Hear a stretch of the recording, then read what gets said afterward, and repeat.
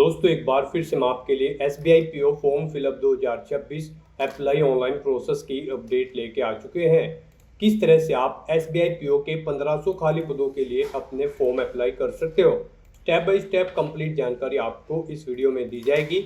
Last date की new update है, अंतिम मौका है, कुछ ही दिन शेष रह गए हैं। आप 8 जुलाई 2026 तक अपना फॉर्म सबमिट कर सकते हो। ऑनलाइन आवेदन करते समय आपके सामने अगर कोई भी टेक्निकल प्रॉब्लम आ रही है, कोई भी टेक्निकल डिफिकल्टी आ रही है, तो उसका हल भी आपको इस वीडियो में मिल जाएगा। फॉर्म अप्लाई करते समय आपको कोई भी ऐसी गलती या फिर मिस्टेक नहीं करनी होगी जिसकी वजह से आपका एप्लीकेशन फॉर्म भी रिजेक्ट हो सकता है। आवेदन आप मोबाइल फ़ोन, टैबलेट या फिर लैपटॉप किसी भी डिवाइस से कर सकते हो। सेम तरह से आपका फॉर्म फिल किया जाएगा, बस लुकिंग इंटरफेस चेंज हो जाएगा। ऑनलाइन आवेदन करते समय आपको कुछ महत्वपूर्ण बातों को भी ध्यान में रखना होगा, तभी आपका फॉर्म भी सक्सेसफुली सबमिट होगा। अप्लाई करते समय आप अपना रजिस्ट्रेशन किस प्रकार से करोगे, कैसे आपको अपनी बेसिक इन्फॉर्मेशन फिल करनी होगी, लाइव फोटो कैप्चर आप कैसे करोगे, सिग्नेचर और डॉक्यूमेंट्स आपको कैसे और कितने केबी में अपलोड करने होंगे, क्वालिफिकेशन की डिटेल आपको कैसे देनी होगी, फीस पेमेंट करते हुए रजिस्ट्रेशन से लेकर प्रिंट तक आप अपना फॉर्म किस प्रकार से अप्लाई करोगे, पूरी जानकारी के लिए आपको ये वीडियो शुरू से लेके एंड तक बिना स्किप किए हुए देखनी होगी। इस वीडियो को पूरा देखने पर ही आपके सभी सवाल और डाउट क्लियर होंगे। तो चलिए दोस्तों, बिना कोई वक्त गंवाए शुरू करते हैं SBI PO फॉर्म फिलअप की पूरी जानकारी। फॉर्म भरने से पहले आपको सबसे पहले हमारी वेबसाइट IND सरकारी नौकरी के इस पेज पर विजिट करना होगा, जिसका लिंक आपको नीचे description plus first comment box में मिल जाएगा। और हमारे इस पेज पर विजिट करके आप यहां से SBI PO का फॉर्म अप्लाई कर सकते हो। स्टेट बैंक ऑफ इंडिया, भारतीय स्टेट बैंक SBI की ओर से प्रोबेशनरी ऑफिसर PO की पोस्ट निकली हुई है। 1500 टोटल वैकेंसीज है। लास्ट डेट ऑनलाइन आवेदन करने की 8 जुलाई 2026 है। अंतिम मौका है, कुछ ही दिन शेष रह गए हैं। 48,480 सैलरी है प्रति माह के लिए। ग्रेजुएट डिग्री से आप अप्लाई कर सकते हो। 21 से 30 वर्ष आयु सीमा है। जनरल OBC WS के लिए 750 रुपये फीस है। SC ST PH को फीस जमा नहीं करनी होगी। ऑनलाइन मोड से आप फीस पेमेंट करोगे। Pre exam, main exam, psychometric test, group exercise और इंटरव्यू के आधार पे आपका सिलेक्शन होगा। ऑनलाइन आप ऑल इंडिया से अप्लाई कर सकते हो sbi.co.in पोर्टल से। इम्पोर्टेंट लिंक सेक्शन के अंतर्गत ऑफिशियल नोटिफिकेशन PDF लिंक पर क्लिक करके आप इसकी PDF डाउनलोड कर सकते हो। इसमें आपको कंप्लीट डिटेल देखने को मिल जाएगी, जैसे कि सबसे पहले आप यहाँ पर वैकेंसीज की कैटेगरी वाइज जानकारी चेकआउट कर ले। इंपॉर्टेंट डेट्स की पूरी टेबल आपको दे दी गई है, आप यहाँ से डेट चेकआउट कर ले। एज लिमिट, एज रिलैक्सेशन की इंफॉर्मेशन, क्वालिफिकेशन की डिटेल आपको दे दी गई है। साथ ही साथ एग्जामिनेशन पैटर्न, सिलेबस आपको डिटेल में topic wise, subject wise provide करा दिया गया है। फीस पेमेंट की जानकारी आप चेकआउट कर ले।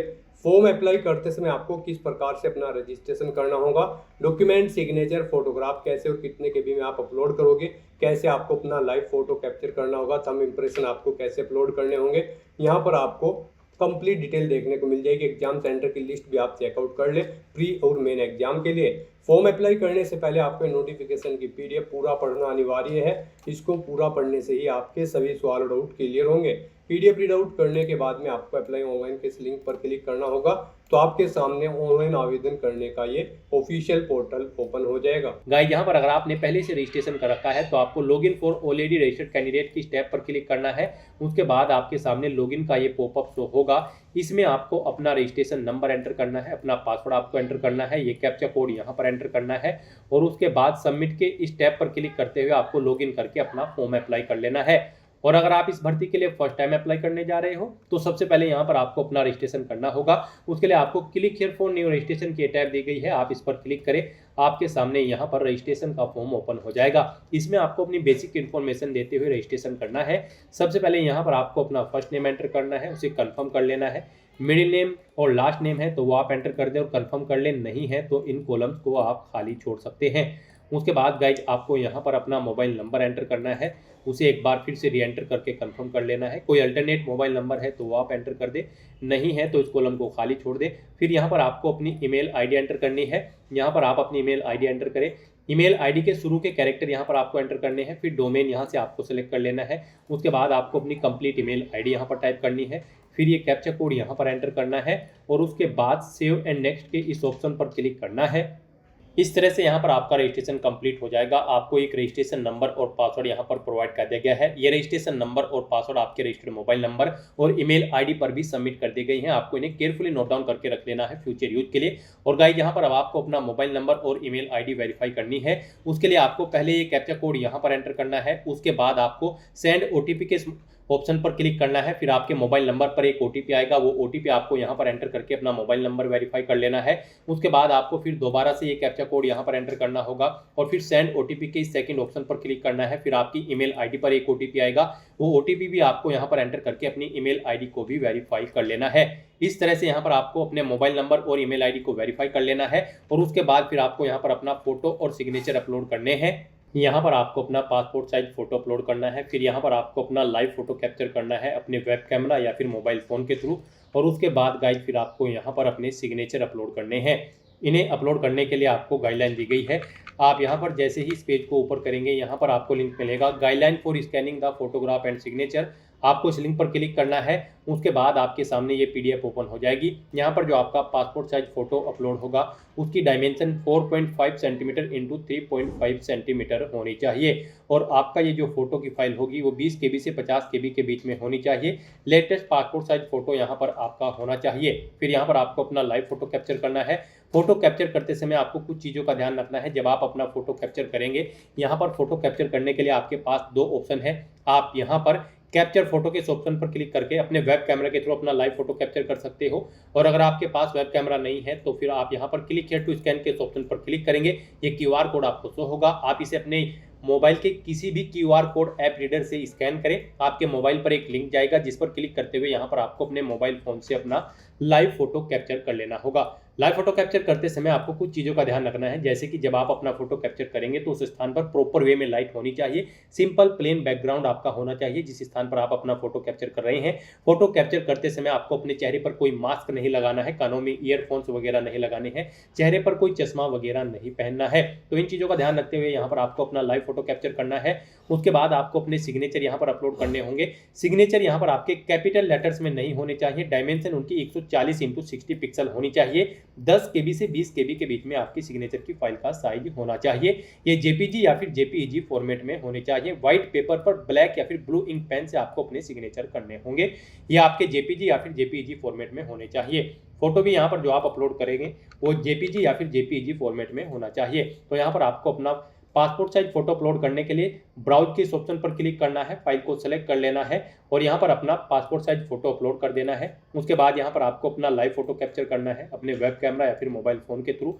फिर आपको इस चेकबॉक्स को ओके करना है। उसके बाद गाइज आपको अपने सिग्नेचर यहाँ पर अपलोड करने हैं। सिग्नेचर के लिए भी आपको ब्राउज के इस ऑप्शन पर क्लिक करना है, फाइल को सेलेक्ट कर लेना है और अपने सिग्नेचर यहाँ पर आपको अपलोड कर देने हैं। फिर आपको इस चेकबॉक्स को ओके करना है। गाइज यहाँ पर अगर आपके फोटो या सिग्नेचर या फिर किसी भी डॉक्यूमेंट का जो यहाँ पर आप अपलोड करेंगे साइज कम या ज़्यादा है तो उसके लिए आपको गूगल पर जाना है, इमेज रिसाइजर टाइप करना है। मल्टीपल ऑनलाइन वेबसाइट ओपन हो जाएंगी, उनमें से आप कोई भी वेबसाइट ओपन कर लें ऑनलाइन और वहाँ पर आप जिस भी डॉक्यूमेंट का साइज दी गई गाइडलाइंस के अकॉर्डिंग सेट करना चाहते हैं उस वेबसाइट पर उसे अपलोड करें, उसका साइज सेट करें और वहाँ से डाउनलोड करके फिर यहाँ पर आप अपलोड कर दें।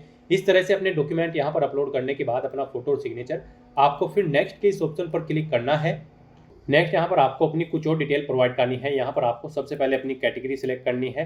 उसके बाद यहाँ पर आपको अपनी कास्ट एंटर कर देनी है। फिर अगर आप EWS कैटेगरी से बिलोंग करते हैं तो इस चेकबॉक्स को ओके करेंगे और फिर आपको अपना EWS सर्टिफिकेट इशू कराना होगा। यहाँ पर OBC NCL कैंडिडेट हैं तो उसका सर्टिफिकेट भी आपको यहाँ पर इशू कराना होगा। जब आप यहाँ पर इंटरव्यू के दौरान जाएंगे तो आपको वहाँ पर अपना ये सर्टिफिकेट शो करने होंगे। अगर आप EWS या फिर OBC कैटेगरी में आते हैं, नहीं आते हैं तो ये आपको ऑटोमेटिकली डिसेबल्ड मिलेंगे। उसके बाद आपसे पूछा गया है कि क्या आप PWBD कैंडिडेट है और आपकी डिसेबिलिटी 40% से अबव है। अगर है तो आप येस करेंगे, डिसेबिलिटी का टाइप सेलेक्ट करेंगे, उसकी परसेंटेज देंगे। यहाँ पर आपको अपनी डिसेबिलिटी की डिटेल देनी होगी। अगर आप PWBD कैंडिडेट होंगे और नहीं है तो आप सिंपली नो ऑप्शन सेलेक्ट कर लेंगे। फिर आपको ये आगे की डिटेल प्रोवाइड नहीं करानी है।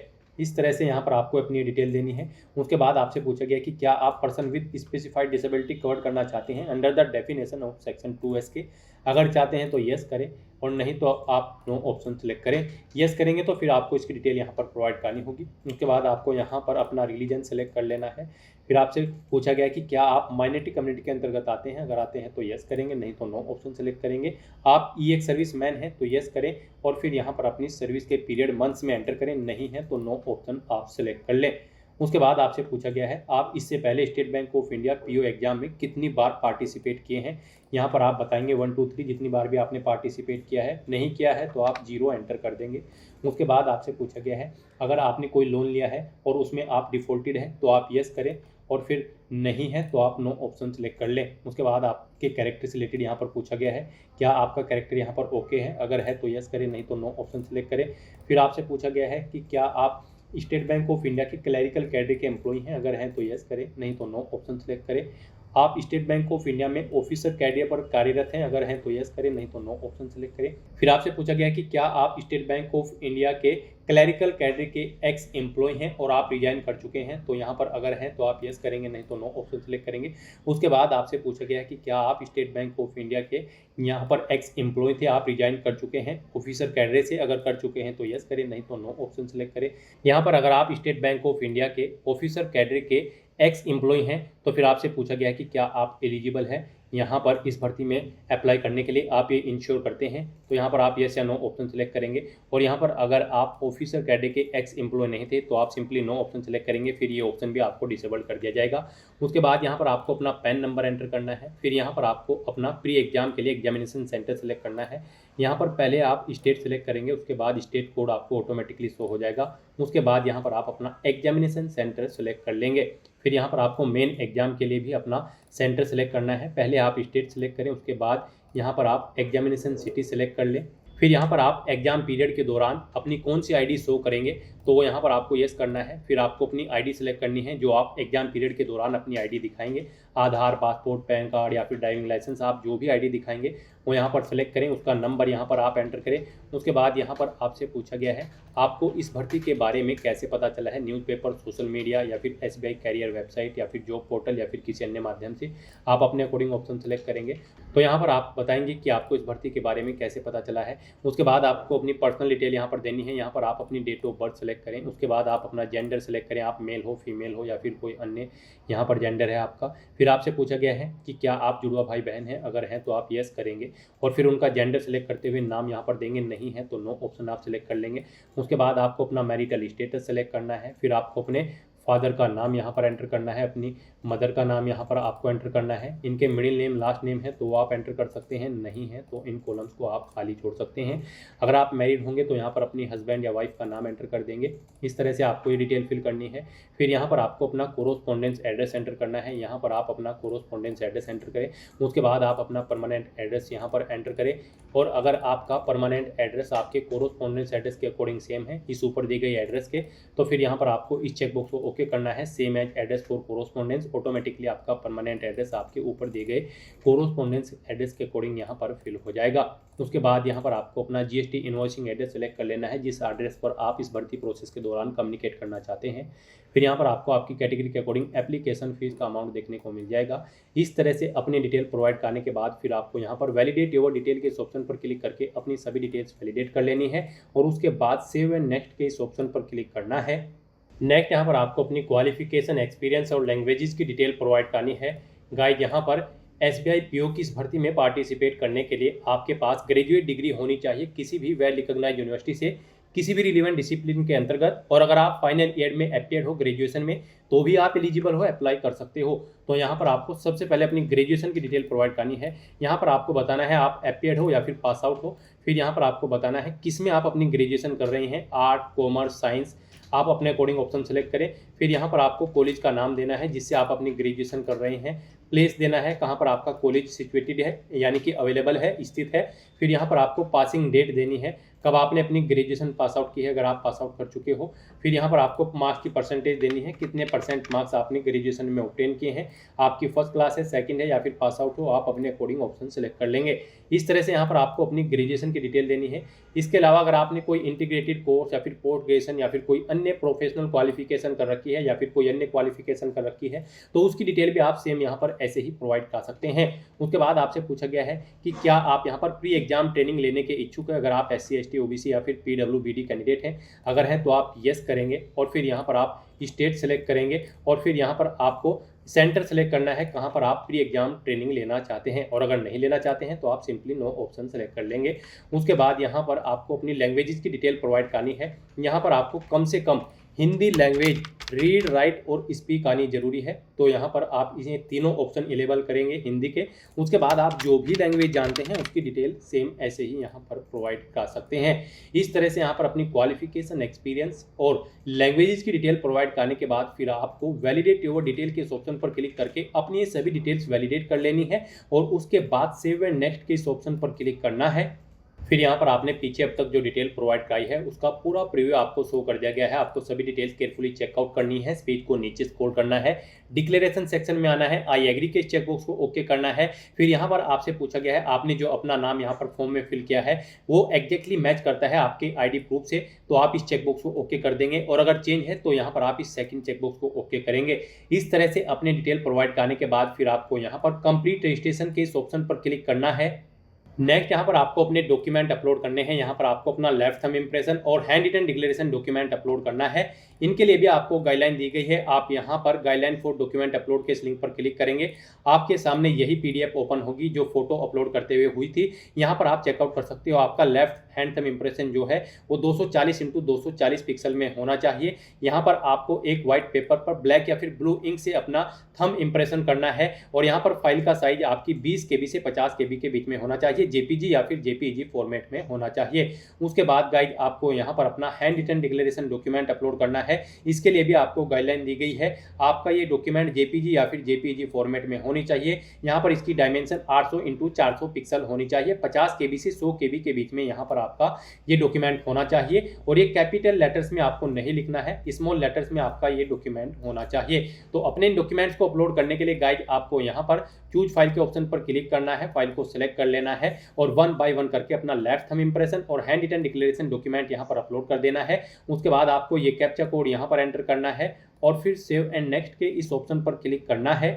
इस तरह से यहाँ पर आपका एप्लीकेशन फॉर्म सक्सेसफुली सबमिट हो जाएगा। अगर आप रिजर्व कैटेगरी से बिलोंग करते हैं और अगर आप जनरल, ओबीसी या फिर ईडब्ल्यूएस कैटेगरी कैंडिडेट हैं तो पहले यहाँ पर आपको एप्लीकेशन फीस जमा करानी होगी 700 रुपये, जो कि आप debit card, credit card, net banking या फिर यूपीआई के माध्यम से जमा करा सकते हो। यूपीआई आपके लिए बेस्ट ऑप्शन रहेगा। आप यूपीआई का ऑप्शन यूज करते हुए अपना फीस पेमेंट कर दें। उसके बाद यहाँ पर अनरिजर्व कैटेगरी कैंडिडेट का भी फॉर्म सबमिट हो जाएगा, उनके सामने भी इसी तरह से इंटरफेस ओपन हो जाएगा।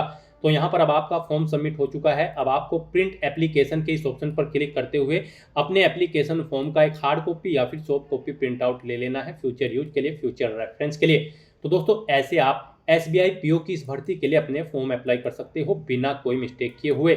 आज की इस वीडियो में बस इतना ही। आई होप ये वीडियो आपको पसंद आई होगी। अगर पसंद आई हो तो इसे लाइक और शेयर करें। चैनल पर नए हो तो इसे सब्सक्राइब कर लें। Thanks for watching.